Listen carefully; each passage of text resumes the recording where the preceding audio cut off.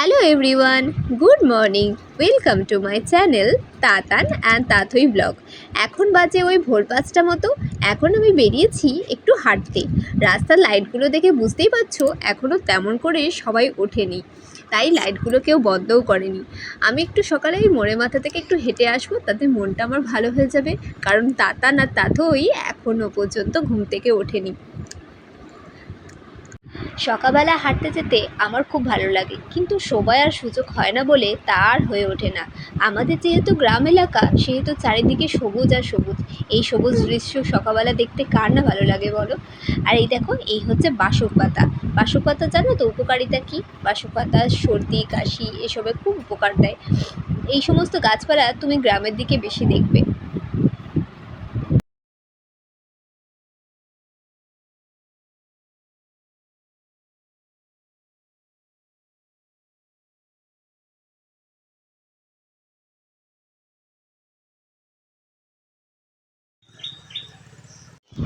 আর দেখো এই কচু গাছগুলোকে, একতলা হাইটের কচু গাছ।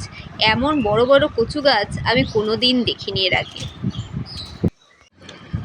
তো সকাল সকাল চলে এসেছি রান্নাঘরে, ছেলের টিফিনে ম্যাগি দেবো, তাই ম্যাগি তৈরি করতে। আর ছেলের আজকে আবদার হয়েছে লুচি খাবে, লুচি খেয়ে স্কুল যাবে। ভাত হয়েছে কিন্তু ভাত খাবে না। যাই হোক, ও কিছু একটা খেয়ে গেলেই হলো, ওর পেট ভরা নিয়ে কথা। তাই আমি সকালবেলায় এই লুচি ভাজছি। গতকালকেই আর কি আটা মেখে রেখে দিয়েছিলাম।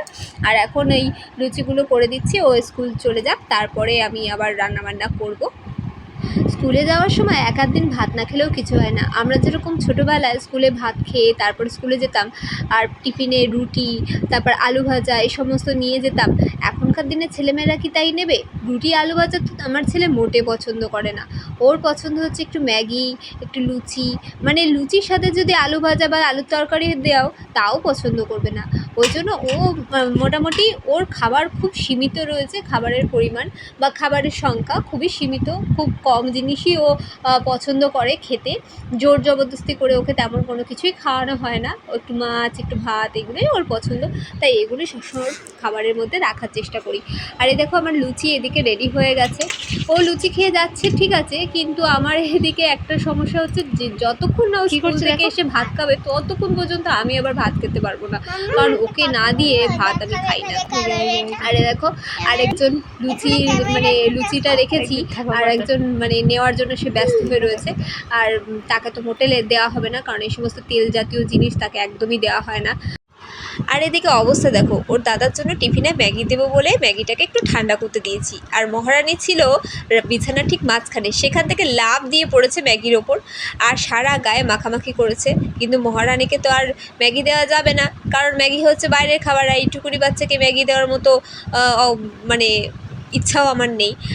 তো লুচি ম্যাগি এসব কিছুই না দিয়ে মামামকে মামামের যে খাবারটা সেটা খাইয়ে দিয়েছি। আর মামাম এখানে একটু মানে খাওয়া হয়ে গেছে বলে একটু কান্নাকাটি করছে একটু ঘুমানোর জন্য, কারণ ওর এই টাইমটা হচ্ছে ঘুমানোর সময়। কিন্তু ওকে এখন আমি ঘুম পাড়াবো না, আমি এখন পাপাকে স্কুলে দিতে যাব, তাই জন্য ওকে একটু রেডি করিয়েছি। ওকে নিয়েই যাব, তারপর বাড়িতে আসার পরে ওকে ঘুম পাড়াবো। আর এদিকে ছেলেকে নিয়ে এসেছে স্কুলে, অনেকদিন পরে স্কুলে এলাম। ছেলেরও ভালো লাগবে, তাই জন্য ছেলেকে নিয়ে আজকে স্কুলে এসেছি।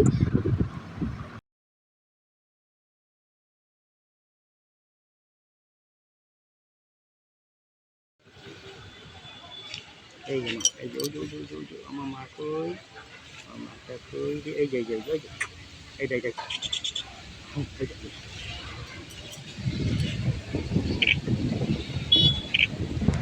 ছেলেকে স্কুলে দিয়েই আমরা ধরেছি বাড়ির পথ। এই রাস্তাটা দিয়ে যেতে আমার খুব ভালো লাগে, কারণ এখান দিয়ে আকাশটাকে খুব পরিষ্কারভাবে দেখা যায়। আকাশের দেখেছো কি সুন্দর লাগছে আকাশটাকে দেখতে। আর ওই যে দূরে দেখছো, ওখানেই আমার বাড়ি। ওভারব্রিজ দিয়ে গেলে আমাদের পাড়াটাকে পরিষ্কারভাবে দেখতে পাওয়া যায়। ওখানে একটা বড় মাঠ রয়েছে, বলেছিলাম এর আগে দুর্গাপুজো হয় সেখানে। এই ওভারব্রিজ দিয়ে গেলে দুর্গাপুজোর সময় দেখা যায় ওখানে প্যান্ডেলটা হয়েছে, খুব সুন্দর লাগে দেখতে। আর দেখেছো আমাদের বাড়ির সামনে কত জল, এখনও পর্যন্ত এই জল শুকোয়নি। আমি যাচ্ছি এখন বাজার করতে। বাজার মানে আমাদের এখানে যে বৌদি সবজি নিয়ে বসে, সেইখানেই যাচ্ছি বাজার করতে। প্রকৃত বাজার আমাদের এখান থেকে অনেকটাই দূরে, তাই সবজিপাতি যা লাগে আমি স্থানীয় যে দোকানটা আছে সেখান থেকে নেওয়ার চেষ্টা করি। আর বেশি বাজার হলে ওর বাবা একদম মানে প্রপার বাজার থেকে কিনে নিয়ে আসে। পাশে যেহেতু ধান মাঠ রয়েছে, সেহেতু এখানে সবজিপাতি যা বাড়িতে লাগানো হয় তা খুব সুন্দর ফলন দেয়।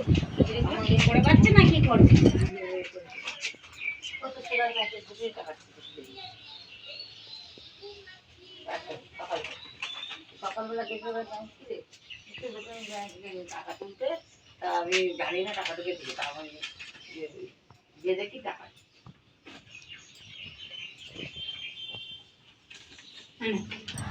আর দেখো এদিকে আমার বাজারও হয়ে গেছে, বাজার বেশি কিছু নিইনি, একটু লাল শাক নিয়েছি আর একটু কয়েকটা সবজি নিয়েছি আর একটু নিয়েছি হচ্ছে ডিম।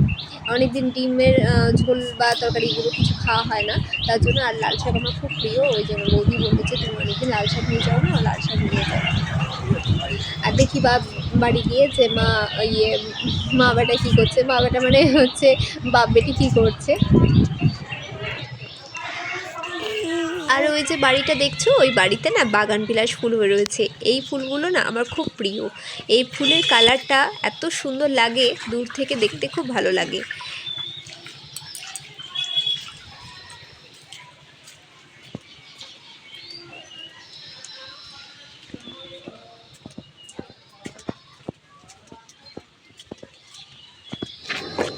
এসে দেখি মামাম এখানে ঘুমিয়ে পড়েছে।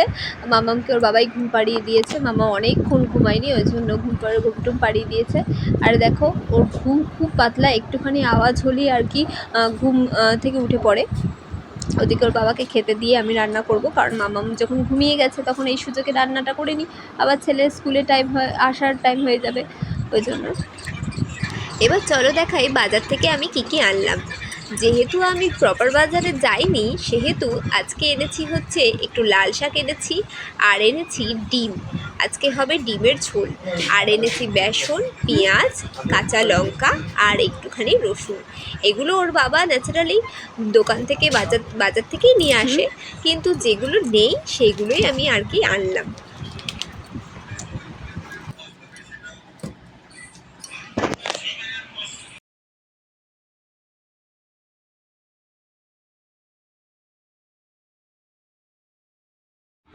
এখন আমি ডিমটাকে সেদ্ধ চাপিয়ে দিচ্ছি, উনুনে রান্না করছি। আমার উনুনে রান্না করতে খুব ভালো লাগে। আমার মনে হয় উনুনের থেকে গ্যাসে খুব লেটে হয় রান্না করতে, ওই জন্য উনুনে রান্না করলে না খাবারটা একটু টেস্টি হয় আর একটু খুব তাড়াতাড়ি হয়ে যায় আমার কাছে। আমি জানি না কার কাছে কী হয়, কিন্তু আমার কাছে উনুনে হচ্ছে সবথেকে সুবিধা। একবার জ্বালিয়ে দিলে উনুনটা জ্বালিয়ে দিলে খুব তাড়াতাড়ি রান্না হয়ে যায়, আর আমার সময়ও অনেকটা বাঁচে। শুধু এই কি একটু পরিশ্রম করতে হয়, কারণ উনুনটা যেহেতু বাইরে আমার, তার জন্য। আর ঘর কালি হয়ে যাবে, ওই জন্য ওর বাবা পছন্দ করে না ঘরে রান্নাবান্না উনুনে, ওই জন্য। আর উনুনের সেট আপও আমার কাছে তেমন নেই, যেমন তেমন করে আমি আর কি রান্না করি। এখন যখনই উনুনটা ঠিক করতে যাই তখনই আর কি এইবার ওইবার চলে আসে, তারপরে এই মাস ওই মাস চলে আসে, ওই জন্য উনুনটা ঠিকও করা হচ্ছে না। তো যেটা যেমন চলছে চলুক বাবা, আমার বাচ্চা ছোটো এখন, আমি এখন যেরকম পারছি সেরকমভাবেই নিজের জীবনটা আর কি অতিবাহিত করছি। যখন এরা বড় হয়ে যাবে তখন আমার কাছে অনেক সময় থাকবে, অঢেল সময় থাকবে, তখন আমি সব কিছুই করতে পারবো।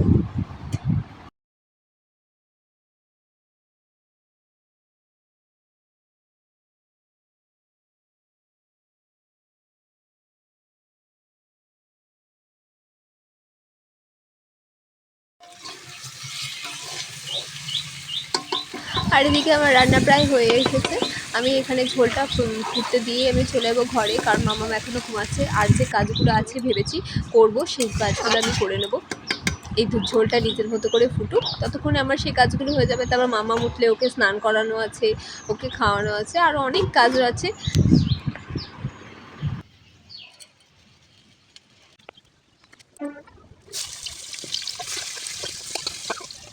এই শাক রান্না করতে গেলে আমার একটা কথা মনে পড়ে। আমার বাড়িতে না একটা খরগোশ ছিল, সেই খরগোশটা এখন আর নেই। সেই খরগোশটার জন্য আমি প্রত্যেক দিন এক আঁটি দু আঁটি করে কলমি শাক এনে রাখতাম। আমারও কলমি শাক খুব প্রিয় ছিল, কিন্তু ও যবে থেকে এসেছে তবে থেকে আমার কলমি শাকটা আর খাওয়া হয়ে ওঠেনি। এখনও যখন কলমি শাক বাজারে দেখতে পাই তখন আমার খুব মন খারাপ করে খরগোশটার জন্য। যে বেচারা ছিল, যতদিন ছিল ততদিন কলমি শাক যদি বাজারে নাও পেতাম তাও আমি এখান থেকে ওখান থেকে ঠিক জোগাড় করে আনার চেষ্টা করতাম। আমাদের এখানে একটা অঙ্গনওয়াড়ি স্কুল আছে, সেই স্কুলের ওখানে কলমি শাক খুব সুন্দর হয়ে থাকতো।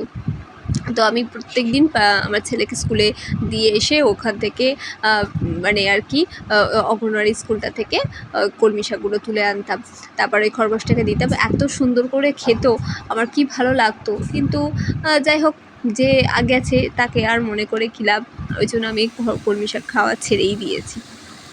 আর এদিকে কী হয়েছে, লাল শাকটা রান্না করার সময় যখন আমি হলুদ দিতে যাচ্ছি তখন হলুদটা ভুল করে এক খাবলা হলুদ লাল শাকের মধ্যে পড়ে গেছে। দিয়ে তারপরে আমি লাল শাকটাকে কী করে ম্যানেজ করব, একদম তো তেতো হয়ে যাবে। তার জন্য আমি কি করেছি, কড়াই থেকে শাকটাকে নামিয়ে আবার সেটাকে ধুয়ে তারপরে আমি ওটাকে রান্না করেছি। আর এই করতে গিয়ে আমার অনেকটা দেরি হয়ে গেছে। আর এদিকে দেখো মাম্মা উঠে পড়েছে। নানি বুড়ি ঘুম থেকে উঠে গেছে। নানি বুড়ি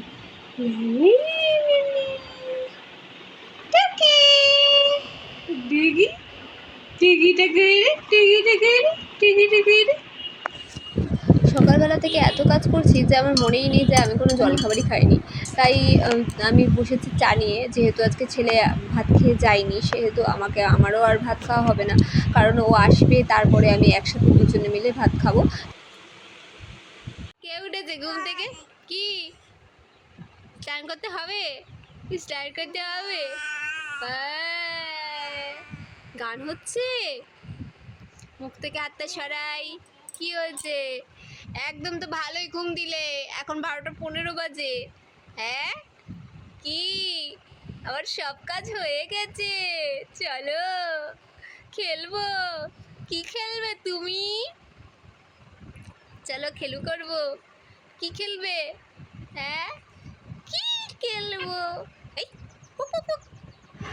আর এখন ওই 1:45 মতো বাজে। তাতানের বাবা স্কুল থেকে তাতানকে নিয়ে এসেছে। মামা কি করছে?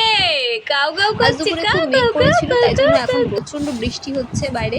আর তাতানের বাবাকে ফোন করেছিলাম যে তুমি আসতে পারবে কি না আজকে, যেহেতু ক্যারাটে আছে কি, সেহেতু ওর বাবা বলেছে যে আজকে বৃষ্টি পড়লেও আমি ক্যারাটেতে ওকে আজকে নিয়ে যাব, তাই জন্য। আর এদিকে মামামকে খাওয়াচ্ছি হচ্ছে বাদাম। আমি একটু বাদামটাকে ভেঙে একদম গুঁড়ো করে মামামকে দিয়েছি। ওই কাঠবাদাম হয় না, কাঠবাদাম খাওয়াচ্ছি। আর এদিকে দেখো টিউশনে পড়তে চলে এসছে, এখন পড়ানোর টাইম আমার। যেহেতু বিকেলে পড়ে নিয়েছি, তাই সন্ধ্যের দিকে অনেকটাই সময় ছিল। পাপাও চলে এসেছিলো ক্যারাটে থেকে, কটা হবে তখন 6টা নাগাদ চলে এসেছিলো, তাই জন্য ওকে নিয়ে একটু পড়াতে বসেছিল ওর বাবা। পড়াতে বসেছিল মানে হচ্ছে ওই একটু জানুয়ারি-ফেব্রুয়ারিগুলো ওখানে কি ঠাকুর আছে বল নাম বল। খুলে নিয়ে বসেছে। ক্যালেন্ডার দুটো খুব ধার, ওই জন্য আমি না খুব একটা টানাই না। আর ক্যালেন্ডারের ভেতরে যে ঠাকুরের ছবিগুলো আছে খুব সুন্দর দেখতে, ওই জন্য আমি চাই না যে ওগুলোকে একটু নষ্ট করতে, ওই জন্য ওগুলোকে মুড়িয়ে একটা জায়গায় রেখে দিয়েছিলাম। তো ওর বাবা ওইগুলো নিয়ে কি জানুয়ারি-ফেব্রুয়ারি ছেলেকে মুখস্থ করাচ্ছিল। আর এখানে ছেলেকে একটুখানি দুধ আর মুড়ি দিয়ে পড়াতে বসবো, কারণ সন্ধ্যাবেলায় এসে ওখান থেকে এসে না আরও একটু খিদে পেয়ে যায়, তার জন্য। আর ছেলে যেহেতু আজকে সারাদিনে দুধ খায়নি, ওই জন্য এখন একটু দুধ আর মুড়িতে বসবে। তাই ভিডিওটা আমি এখানে শেষ করছি। আগামীকাল আবার নতুন ভিডিও নিয়ে ফেরত আসবো। ততক্ষণ পর্যন্ত তোমরা সবাই ভালো থেকো, সুস্থ থেকো, সাবধানে থেকো। নতুন ব্লগের জন্য অপেক্ষা করো। আর তাতাকে অনেক ভালোবাসা দিও, আর আমার এই চ্যানেলটিকে একটু সাবস্ক্রাইব করে দিও। বাই।